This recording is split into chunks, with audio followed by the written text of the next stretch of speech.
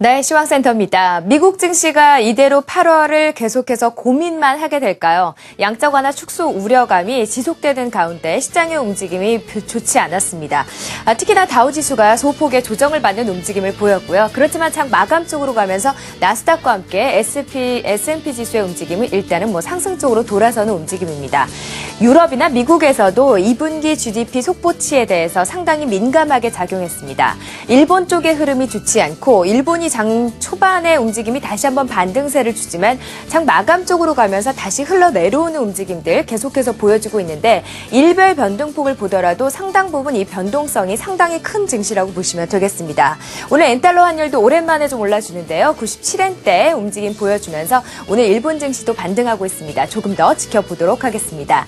오늘 코스피 지수의 움직임 1893선 이틀 연속 사흘 연속 상승세로 일단은 오늘 90선까지 올라와주는 움직임이고요. 전일 약보합권의 흐름 속에서 550선 내줬던 코스닥 시장 다시 한번 올라오고 있습니다. 코스피 시장의 매매 동향부터 보시겠습니다.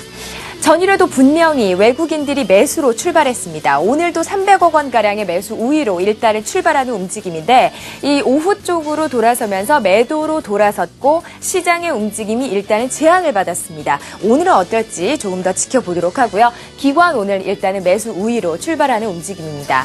3년 내 외국인 지분율이 가장 크게 떨어졌다고 하는데요. 삼성전자 사흘째 지금 반등세를 보여주고 있습니다. 주가의 반등 폭이 그렇게 시장에서 주목할 만큼은 아니지만 일단은 저점을 좀 확인했다고 봐야 할까요? 기관 쪽에서의 매수가 이어지면서 일단 주가 방어해주는 움직임입니다. SK하이닉스도 사흘째 좋습니다. 보실까요? 자, 일단 저점 26,000원대에서 확인하는 움직임이고요. 사흘 연속 양봉 내주면서 올라오고 있습니다. 주요 이격들 좀 돌파를 해줄 수 있을지 여부에 대해서도 기대를 하겠는데요. 오늘 2% 이상 외국계 창구를 통한 매수세가 유입되고 있습니다. 기관과 외국인의 관심 속에서 이 삼성전자와 함께 SK하이닉스의 움직임 어느 정도 반등을 보여줄지도 기대해 보도록 하겠습니다. 역시 모멘텀은 중국에 있습니다. 중국의 소비가 살아나고 중국 쪽에 오히려 기대를 많이 하고 있습니다. 철강 금속업종의 움직임 오늘 상당히 좋은 흐름인데요. 고려아연이 어제에 이어서 2% 이상의 상승률이고요. 포스코 그리고 현대제철까지도 상당히 좋습니다. 화학 2등주들의 움직임도 실적을 바탕으로 해서 상당히 좋은 흐름들 보여주고 있는데 기대를 조금 더 가져보도록 하겠습니다. 소비 부분에서도 유아용품 관련주에 매기가 쏠리고 있는 상태인데요. 산화제한 철폐 이슈가 일단은 시장에 관심을 가지고 있고 그렇지 않아도 중국 쪽에 소비에 관심을 둔다면 이 종목들에 주목할 수밖에 없겠죠. 일단은 유아용품 관련주들을 중심으로 해서 관심이 이어지고 있습니다. 오늘 장 초반에는 모바일 게임 관련주들이 실적을 속속들이 발표하고 있습니다.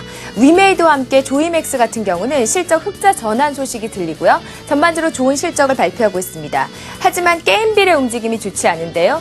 마케팅 비용의 증가로 인해서 2분기 실적이 쇼크 수준이라는 이런 판단이 나오고 있습니다. 증권사들에서 오늘 목표가 하향 조정이 이렇고 일단은 하락률 하위 테마자를 지키고 있습니다. 시황센터였습니다.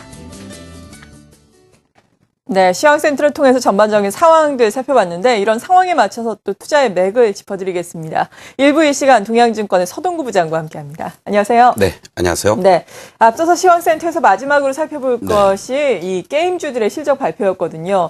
사실 호실적을 발표를 하나 혹은 어닝 쇼크를 발표하나 게임주들의 주가가 모두 내림세를 보이고 있어요. 이러한 현상은 어떻게 봐야 되겠습니까? 어떻게 보면 이제 코스닥 시장의 대표적인 테마를 형성했던 게임 관련주를 비롯해서 본격적인 실적이 발표가 되면서 이제 시험대에 올라섰다 이렇게 볼 수 있을 것 같습니다. 네. 물론 앞으로도 모바일 게임 시장의 성장에 대한 기대감은 계속 커지고 있습니다만은 실적 특히 이제 영업이익 부분에서 게임빌 같은 경우가 전년 동기 대비해서 38% 이상 급감을 하는 모습들이었고요. 또 컴투스의 경우에도 무려 69%나 급감했다라는 이러한 내용들은 그만큼 뭔가 신작이 나오고 거기에 따른 매출에 대한 성장세가 이루어지곤 있습니다만은 흔히 얘기하는 우리가 어떤 면에서 본다면 영업이익률이라든가 또는 어떤 실질적인 영업이익 자체가 그렇게 급감을 한다는 것은 그만큼 경쟁이 치열하다는 얘기가 되겠고요. 또 다른 측면에서는 이제 마케팅 비용의 그러한 어떤 그 확대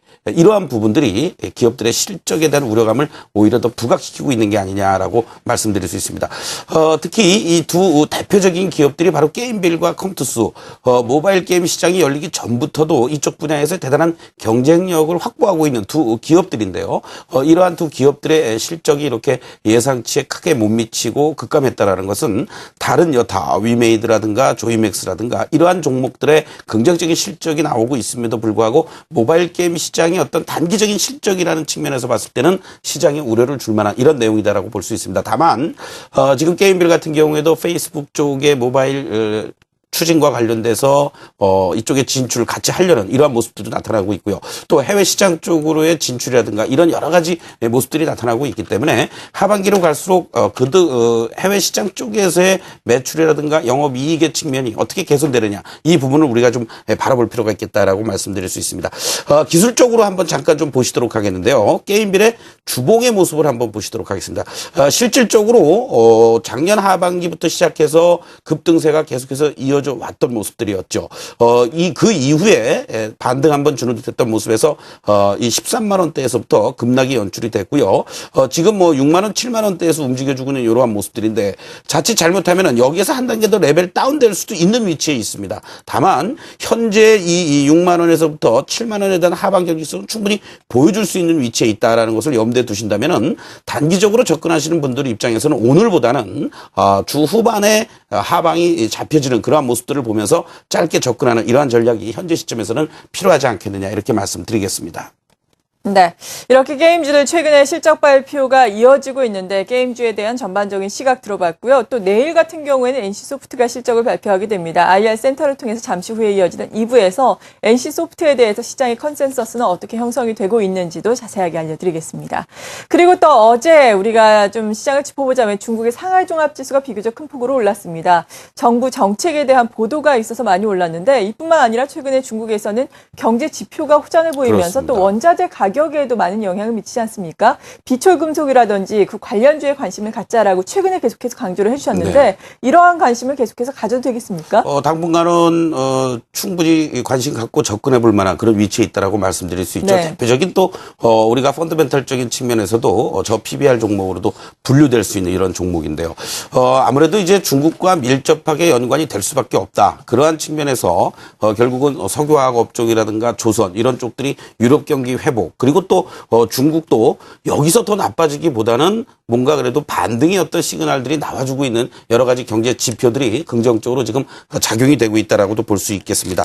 특히 이번 주 그리고 지난주에 발표됐던 산업 생산 지표라든가 또 수출입 동향이라든가 이러한 부분들이 중국에서의 어떤 수요도 원자재 쪽과 관련돼서 꾸준하게 증가될 가능성이 높다라는 거 그리고 또 활발하게 구조조정들이 이루어지고 있다라는 것도 단기적으로 어떤 공급이 타이트하게 작용이 될 가능성이 높다. 이런 부분들이 아마 원자재 쪽들의 반등을 지금 나타내고 있다라고도 볼 수 있을 것 같습니다.